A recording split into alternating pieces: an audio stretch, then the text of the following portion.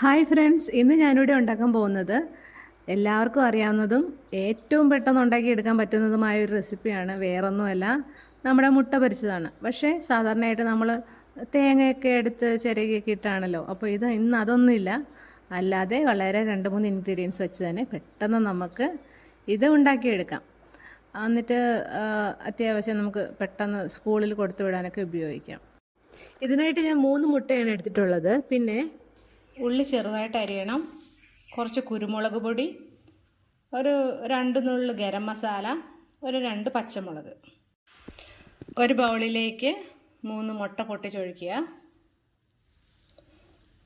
അതിനുശേഷം നമ്മൾ എടുത്തു വച്ചിരിക്കുന്ന ഉള്ളി, പച്ചമുളക്, കുരുമുളക് പൊടി, ഗരം മസാല ഇതെല്ലാം അതിലേക്ക് ചേർക്കുക. ആവശ്യത്തിന് ഉപ്പ് ചേർക്കാം.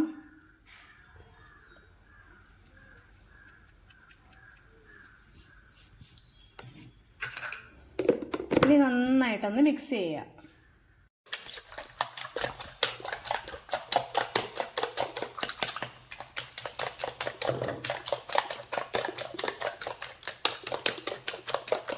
ഇനി നമ്മുടെ ദോശച്ചട്ടിയിൽ എണ്ണ നല്ലപോലെ ഒന്ന് ചൂടായ ശേഷം എണ്ണ നല്ലപോലെ ചൂടായി ചൂടായി കഴിഞ്ഞു. ഇനി അതിലേക്ക് ഇത് ഒഴിച്ചു കൊടുക്കുക.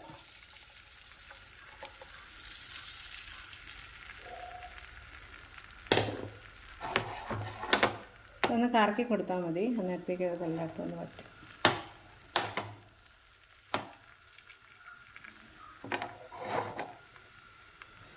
അത്രയേ ഉള്ളൂ. ഇനി ഒന്ന് ഫ്ലെയിം കൂട്ടിയിടണം കേട്ടോ. കൂട്ടിയിട്ടിട്ട് സൈഡൊക്കെ ഒന്ന് കുക്കാവാൻ തുടങ്ങുമ്പോഴത്തേക്കും പിന്നെ തീ കുറച്ചിടാം. തീ കുറച്ചിട്ടിട്ട് വേണമെങ്കിൽ ഒന്ന് അടച്ചു വയ്ക്കാം. അപ്പം ഞാൻ അടച്ചു വയ്ക്കണമെന്ന് പറഞ്ഞാൽ ഞാൻ അടച്ചൊന്നും വെച്ചില്ല കേട്ടോ, അത് പെട്ടെന്ന് തന്നെ ആയി. അപ്പോൾ ഇനി നമുക്കിതൊന്ന് മറിച്ചിടാം.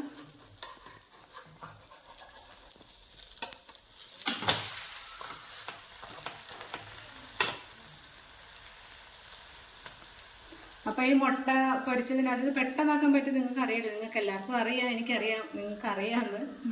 എന്നാലും ഇതുപോലെ അറിയത്തില്ലാത്തവർ കുറേ പേരുണ്ടെന്ന് ഞാൻ വിശ്വസിക്കുന്നത്. അപ്പോൾ ഇതിനകത്ത് ഉള്ളി, പച്ചമുളക്, കുരുമുളക് പൊടി, ഒരു 2 നുള്ളി ഗരം മസാല, ഉപ്പ്, ഇത്രയും സാധനം മാത്രമേ ഉള്ളൂ. ഞാൻ 3 മുട്ട എടുത്തിട്ടുണ്ട്. അപ്പോൾ എല്ലാം കുറച്ച് കുറച്ച് മതി. എന്നിട്ട് നല്ലപോലെ അടിക്കുക.